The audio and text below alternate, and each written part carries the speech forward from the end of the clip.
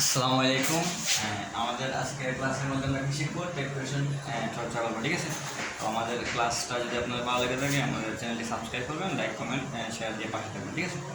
তো দেখো, আমি যে প্রথম এক্সাম্পলটা লিখলাম, কি লিখলাম? হি ইজ এ প্রোনাউন, মানে কি হি একটা প্রোনাউন। আমরা প্রোনাউন কাকে বলে জানেন? নাউনের পরিবর্তে যা বসে তাকেই বলে প্রোনাউন। তাহলে এখানে হিটা কিন্তু সাবজেক্ট না, এটা একটা বিষয়বস্তু বুঝিয়েছে যে ইহা একটি প্রোনাউন, মানে হি একটি প্রোনাউন। তাহলে ইহার ইংরেজি কি? ইট, ঠিক আছে?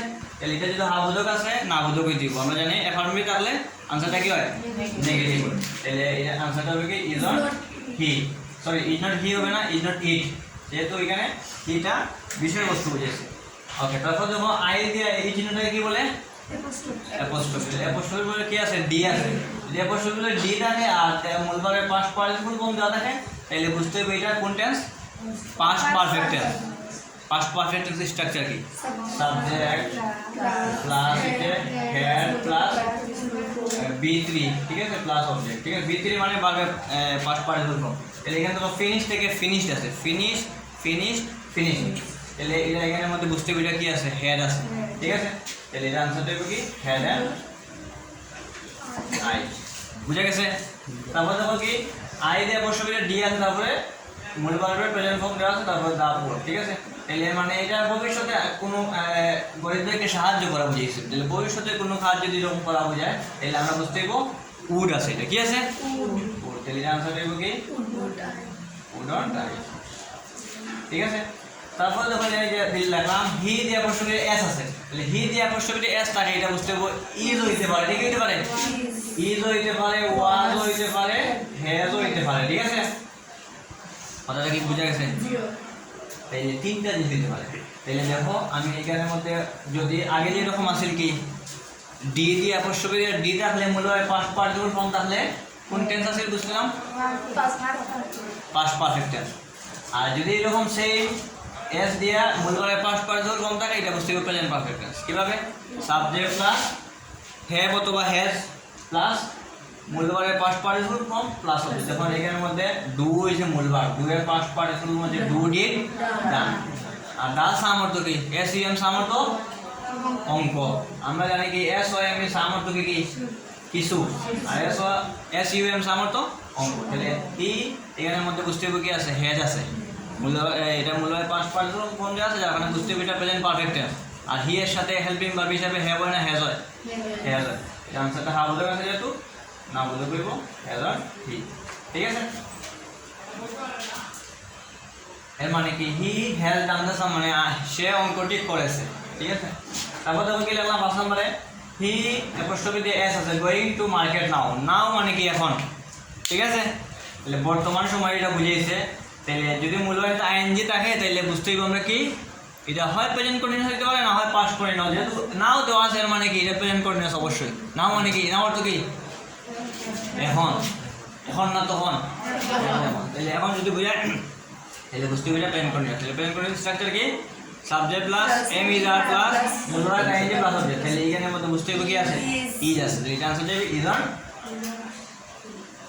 ইজ অন, ঠিক আছে? তারপর দেখো হি দিয়ে অ্যাপোস্ট্রফি এস আছে, তারপরে মূলভাবের সাথে আইএনজি আছে, প্লেইং উইথ অবজেক্ট আর স্টার্ট আছে। তাহলে স্টার্টে মানে কি? গতকাল। গতকাল এটা বর্তমানের সময় না অতীতের সময়? পাস্ট টেন্স না প্রেজেন্ট টেন্স? Past tense. অতীত মানে স্টার্ট। এটা কথা গান আছে না, অতীতের কথা আছে না এরকম? তাহলে স্টার্ট এরকম অতীতের কোন সময় যদি বোঝায়, তাহলে কি হইতে পারে? এটা এটা বুঝতে পারবো অতীত কালের কথা বা পাস্ট টেন্সের কথা। তাহলে আমরা পাস্ট টেন্সের একটা পাস্ট কন্টিনিউয়াস স্ট্রাকচার কি জানি? Subject plus was were, was were plus মূলভাবে আইএনজি প্লাস অবজেক্ট। এটা বুঝতে পারবো কি আছে? ওয়াজ, ঠিক আছে? যেহেতু এখানে স্টার্ট দেওয়া আছে অতীতের সময়, এটা আনসার দেব was on he, was on he, ঠিক আছে?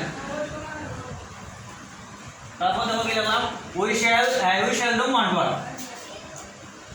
আমরা কিছু স্পেসিফিক কিছু নেগেটিভ ওয়ার্ড জানি, যেগুলা যখন নট নাও লাগাই থাকবো তখন বুঝতে হবে এই শব্দগুলো থাকলে বুঝতে হবে কি আছে? সেন্টেন্সটা নেগেটিভের মধ্যে আছে। এই শব্দগুলো আমার সাথে আর তোমরা কইবা scarcely, hardly, rarely, little, few, nothing, none, nobody. এইগুলো যদি থাকে তাহলে বুঝতে হবে কি আমার নেগেটিভ আছে। উই শ্যাল ডু মানে কি? আমরা কখনোই কি চাই না? যুদ্ধ চাই না। শ্যাল ডু মানে কখনোই চাই না, মানে নেগেটিভ অর্থ বুঝেছে, ঠিক আছে। তাইলে শেল ড্রমটা নেগেটিভ। আর দেখো এখানে ওয়ান্ট আছে, ওয়ান্ট হলে কোন বার ভার্বের প্রেজেন্ট ফর্ম না পাস্ট ফর্ম? Present form. আমরা জানি ওয়ান্ট, ওয়ান্টেড, ওয়ান্টেড। যদি হেল্পিং ভার্ব না দেওয়া থাকে, শুধুমাত্র মূল ভাব দেওয়া থাকে, তখন আগে যেগুলো আছে সবগুলো ইংরেজিতেই কিন্তু আমার হেল্পিং ভাব দেওয়া আছে, ঠিক আছে না? হেড, উড, ইজ, ওয়াজ এগুলো বুঝছি আমরা, ঠিক আছে। এখানের মধ্যে হেল্পিং ভাব দেওয়া নেই, মূল ভাব দেওয়া আছে। তাহলে হেল্পিং ভাব যদি না দেওয়া থাকে তাহলে বুঝতেই হবে আমরা একটা রুলস পাইছিলাম কি, হেল্পিং ভাব বিহীন থাকলে কি থাকলে, টেন্স অনুযায়ী ডু, ডাজ, ডিড বসে। আমার সাথে দেখো একটা রুলস হচ্ছে কি, হেল্পিং ভাব বিহীন থাকলে টেন্স অনুযায়ী ডু, ডাজ, ডিড বসে। তাহলে যেহেতু এটা কি আছে, ওয়ান্ট আছে, তাইলে ওয়ান যদি থাকে তাইলে ডু অথবা ডাজ হইতে পারে। আর ডাজ কোন সময় হইব, যখন এস বা এর যুক্ত থাকবো, সাবজেক্ট যখন থার্ড পারসন সিঙ্গুলার নাম্বার হইব তখন হইব কি ডাজ, নাইলে কি ডু। যদি এখানে ওয়ান্টেড থাকতো, ফার্স্ট ফর্ম থাকতো, ওয়ান্টেড ফার্স্ট ফর্ম তাহলে কি হইল না, ডি হইল না। এই আনসারটা কি দেবো, ডু। এটা ডু নট উইব না ডু উইব, ডু এখানে, কারণ সেলডম আছে নেগেটিভ ওয়ার্ড, ঠিক আছে। ডু বুঝা গেল না? তোমরা সবটা মারতে পারবে, কি খেলতে লাগে বলছেন জীবনে, চলছো না? খেলছো তো? যদি লেটাস থাকে তাহলে সব কামাই দিতে পারে। লেটাস থাকলে কোনো বাবা চিন্তা নাই, লেটাস থাকলেই শেল উইথ, শেল উইথ, ঠিক আছে। আমরা নেক্সট ক্লাসের মধ্যে টেক্সট কোয়েশ্চেন আরও বেশি করে চর্চা করবো, ঠিক আছে। আমাদের চ্যানেলটি ভালো লাগলে সাবস্ক্রাইব করবেন, লাইক কমেন্ট দিয়ে, আর বেল আইকনের মধ্যে ক্লিক করবেন যাতে সহজেই আমরা যখন ভিডিওটা আপলোড দেবো তখন আপনারা দেখতে পারবেন। সব ভালো থাকেন, সুস্থ থাকেন, আসসালামু আলাইকুম।